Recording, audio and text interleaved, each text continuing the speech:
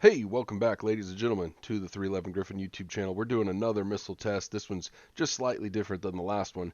If you'll remember, in the last one, I fired mostly at no targets whatsoever at 20,000 feet, but then I also fired at compliant targets and then a moving target just to see what would happen. The intent of that particular video was just to point out that your P sub K of your missiles goes down dramatically the slower you are and the further away the target is. I didn't really consider altitude, but some people pointed out to me in comments to that video that if you get up to 30,000 and especially 40,000 feet, you have a lot more range out of your missiles, which is true. That's absolutely true. I probably should have addressed that and mentioned it in the last video. I just wasn't thinking about it. So this video is more about altitude. And I don't know that there's really that much in this video that's well, there's nothing that's groundbreaking in this video, but it was nice to see some data to support and make a little bit more clear the fact that altitude does matter a lot. And so there's some very obvious things, some very logical things that I think a lot of people know that in the back of my head I kind of knew, but once I saw the data, it made it abundantly clear. A lot of times I have to see something before I can really comprehend it, so to speak. It also, I did some other testing down at 20,000 feet as well, and I do think that there's an oversimplification of the way the missiles behave because some of the shots that were missing at 20,000 feet launch altitudes should not have been missing. The missiles have plenty of energy to at least try to maneuver to hit the target, but they don't even try. So I think that the devs have tried to oversimplify the missiles a little bit to get as realistic of behavior as they can. But it just seems like it's not correct. This is one that you're seeing where I think the missile should have maneuvered more, but it didn't. And at 40,000 feet, that would hit every stinking time, but at 20,000, it won't. So you remember last time we talked about how difficult it is to get through the sound barrier, how the drag increases. We talked about how the speed lines or the speed curves are pretty parallel.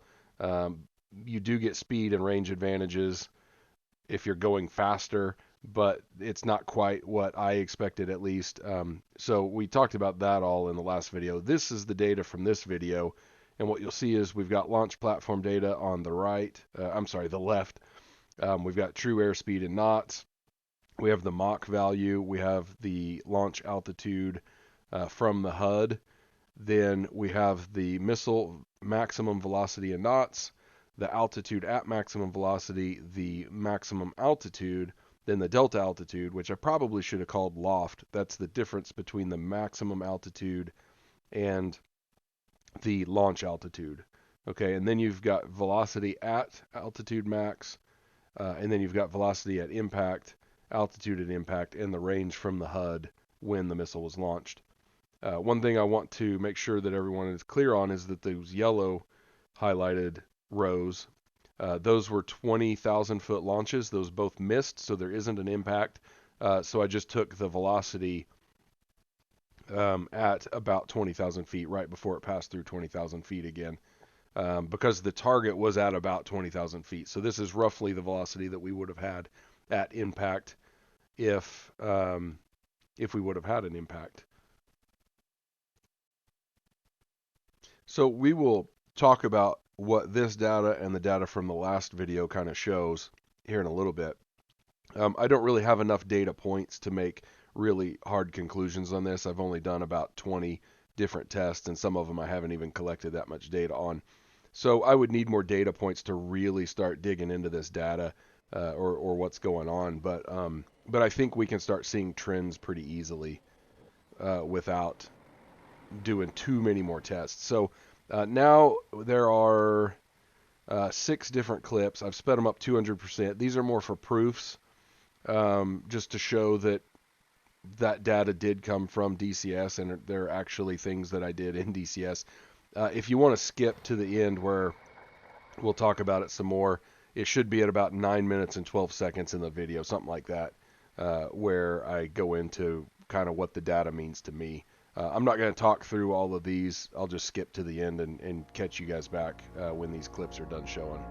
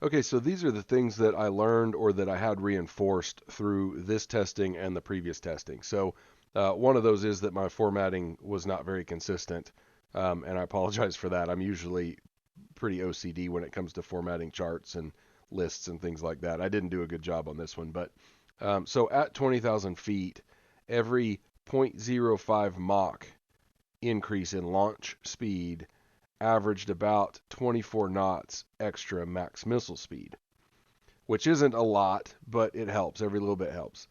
At 40,000 feet, you get more advantage. And what I was seeing was about a 31 knot maximum missile speed increase for every zero point zero 0.05 Mach. So if I go zero point 0.90 and launch, and then I go 0.95 Mach, I would get 31 knots extra missile speed at 40,000 feet and 24 knots extra missile speed at 20,000 feet. So the missile loft seems to be pretty complex, and as far as I can tell, it's affected by at least launch speed, launch altitude, and relative altitude of the target. It's probably affected by a lot more than that, but I saw some differences with all other variables being the same. I saw differences in loft altitude if one of those things was changed. So if the target is lower than the launch platform, it doesn't loft as much. If it's higher, it lofts more. If the launch speed is higher, in what I was seeing was that it lofted less, which was kind of interesting. Hopefully, I'm not getting that backwards, but that seems to be what I was seeing. Supersonic launches at 20,000 feet altitude were still supersonic at 40 miles. So supersonic launches at, and I should say that that's against a compliant target at co-altitude. So that same launch at 40 nautical miles at 20,000 feet will never hit the target in any case that I can see. I've yet to have one of those hit a compliant target. I think that they probably should hit compliant targets. Now, the truth is you're hardly ever going to have a compliant target, where you're max ranging the missiles. So maybe it's not that big of a deal, but it seems like those missiles have enough energy to maneuver and hit. That same launch at 40,000 feet will always hit the target, and I'm going to put an asterisk by always, and I'm saying almost always. I've not had one of those miss a compliant target at 40,000 feet. Now, they do have a lot more energy and a lot more maneuverability and all that. So, and far less drag, which is where it all comes from. And those are the next points. So your maximum velocity, and I'm going to rephrase this. This is very confusing the way I wrote this, but your velocity loss going from your maximum velocity to your maximum altitude is about 1,000 knots less at 40,000 feet compared to 20,000 feet. So there's a negligible difference in your maximum velocity. There is a difference from 20,000 feet to 40,000 feet, all of the variables being the same, but the difference is somewhat negligible. But there's far less drag. So after the rocket burns out, as the missile continues to loft, there's less drag. The air is thinner, so the rocket is much more efficient at maintaining its energy, and therefore the decrease in velocity as it gets to the top of its altitude, the top of its arc, is far less. And that's what really makes the missiles much more efficient at 40,000 feet compared to 20,000 feet or any lower altitude. That's fairly common sense. It was just really good to see that in the data. Another interesting thing that I saw, and I think that this is just physics and drag, but your maximum, that same velocity loss from maximum velocity to maximum altitude is higher as your maximum velocity increases. The missile's going faster, there's a little bit more drag, so that drag results in more loss after the rocket motor burns out. So I found that to be interesting. So I think that this is all fairly straightforward. Mostly this video was just to show that, yes, going up to 40,000 feet gives you a lot more benefit because there's so much less drag. The rocket can get to at least the same speed, all other variables being the same, and then it maintains that energy for far longer. But there's also that bit about some of those 20,000 foot shots should probably be hitting, and they're not. But anyway, that is what it is. I don't think it matters that much. So with that, I think that ends the video, and that probably ends my missile testing for now. I hope this is beneficial or at least interesting to folks, and I appreciate everybody watching. Take care.